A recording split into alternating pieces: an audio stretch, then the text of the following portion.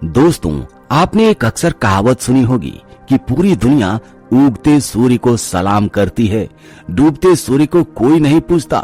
लेकिन जानते हैं, सनातन धर्म का एकमात्र ऐसा महापर्व जिसमें डूबते सूर्य को भी नमस्कार किया जाता है और उगते सूर्य को भी नमस्कार किया जाता है। जी हाँ, इस महापर्व का नाम है छठ।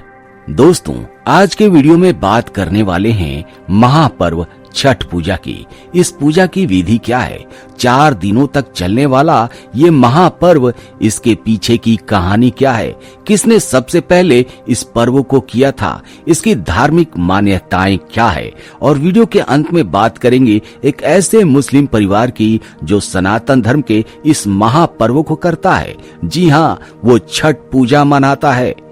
तो आप बने रहिएगा वीडियो के अंत तक। 4 दिनों तक चलने वाला ये छठ महापर्व की शुरुआत हो चुकी है। छठ पर्व से करोड़ों लोगों की आस्था जुड़ी हुई है। हालांकि बिहार, झारखंड और पूर्वी उत्तर प्रदेश में छठ महापर्व प्रमुखता के साथ मनाया जाता है। इस महापर्व में सूर्य देव और छठी मैया की पूजा का विधान है। छठ का व्रत महिलाएं संतान की लंबी उम्र, सुख समृद्धि के लिए करती हैं। इस वर्ष ये महापर्व 5 नवंबर से लेकर 7 नवंबर तक मनाया जा रहा है। जी हाँ, 8 नवंबर को व्रत तोड़ा जाएगा और इसकी शुरुआत 5 नवंबर को नहाए खाए से हो चुकी है। दोस्तों, आपको बता दें कि छठी मैया कोई और नहीं बल्कि भास्कर भैया की बहन है, यानी सूर्य देवता की बहन है। शास्त्रों के अनुसार कार्तिक मास में सूर्य अपनी नीच राशि में होता है, इसलिए सूर्य देव की विशेष उपासना की जाती है ताकि स्वास्थ्य की समस्याएं परेशान न करे। षष्ठी तिथि का संबंध संतान की आयु से होता है, इसलिए सूर्य देव और षष्ठी की पूजा से संतान प्राप्ति और उसकी आयु की रक्षा दोनों हो जाती है। नहाए खाए छठ महापर्व के पहले दिन की विधि होती है, जिसमें व्रती अपने शरीर और मन को शुद्ध करने के लिए इस प्रक्रिया का पालन करते हैं। यह दिन मुख्यतः शुद्धता और सरल भोजन के लिए होता है।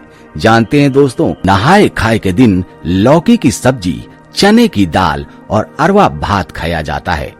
छठी में व्रती पहले दिन सुबह सुबह किसी पवित्र नदी या तालाब या घर में स्नान करते हैं।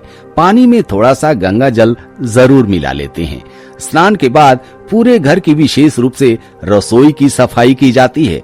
रसोई को शुद्ध किया जाता है और पवित्र रखा जाता है। इसके बाद व्रती पूरे मन और आत्मा से छठ पूजा के नियमों का पालन करने का संकल्प लेते हैं।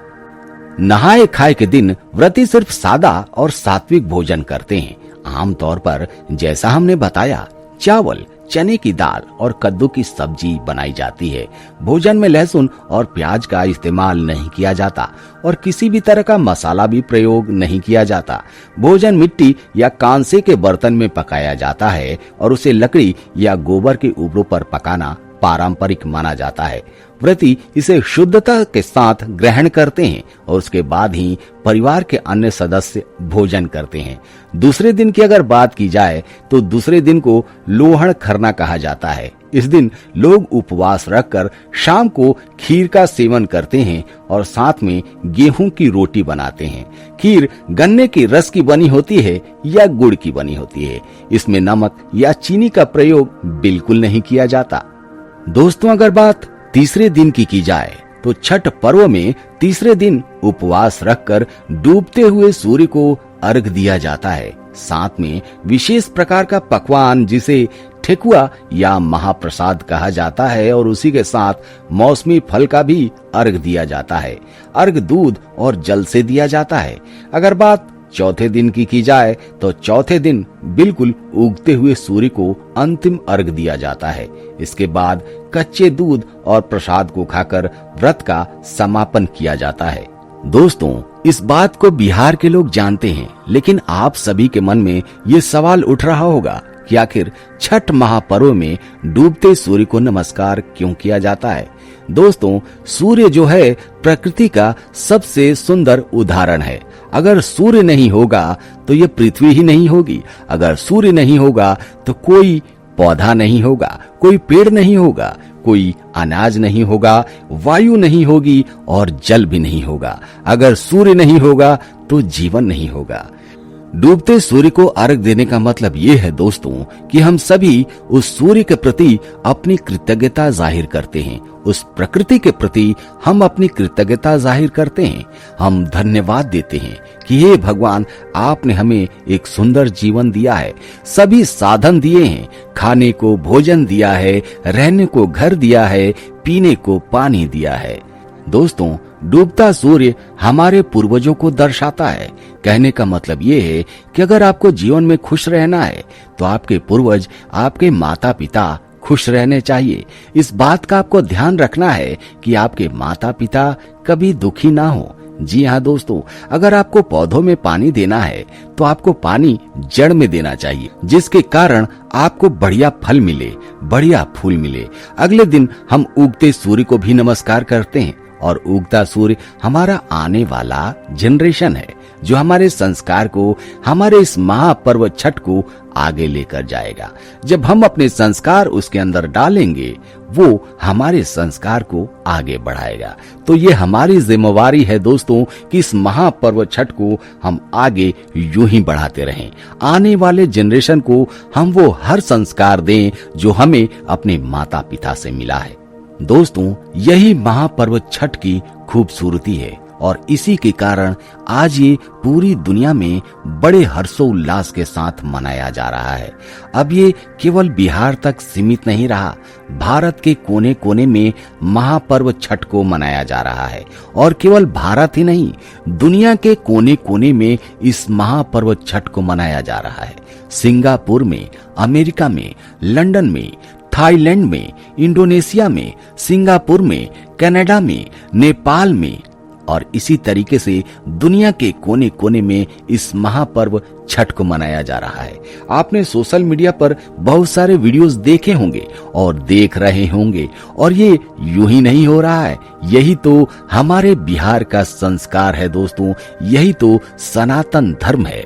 क्योंकि आपको पता होगा, अगर आप महापर्व छठ के बारे में जानते हैं तो आपको पता होगा कि ये महापर्व छठ महाभारत काल से चला आ रहा है, भगवान श्री राम के समय से चला आ रहा है। जब माता सीता अयोध्या लौट कर आई थी तो उन्होंने महापर्व छठ को किया था।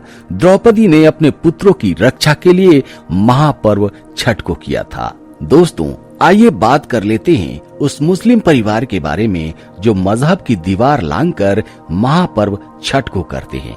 क्या है इसके पीछे की कहानी, आइए जानते हैं। 35 साल पहले शिवहर के तरियानी छपरा निवासी मोहम्मद जमालुद्दीन बीमार पड़ गए थे। बीमारी ऐसी थी कि जमीन तक बिक गई, रोम रोम कर्जदार हो गया था। किसी के कहने पर उन्होंने छठ का संकल्प लिया। हालांकि व्रत की राह आसान नहीं थी। समाज में रोध अवरोध के बीच व्रत रखा और बागमती नदी में भगवान भास्कर को अर्घ दिया। जमालुद्दीन को दवा लगने लगी और सेहत सुधरने लगी। आखिर वो दिन भी आया जब वो पूरी तरीके से स्वस्थ हो गए। उसमें उनकी आस्था बढ़ने लगी। वे लगातार छठ करने लगी। इसके बाद विभिन्न बीमारी से ग्रस्त उनके गांव की सबीना खातून, रुखसाना खातून, मोहम्मद शाहिद, लाडो खातून सहित दर्जन भर मुस्लिम समुदाय के लोग छठ व्रत के लिए घर लौटने लगे। दर्जन भर महिला और पुरुषों ने छठ महापर्व करना शुरू कर दिया।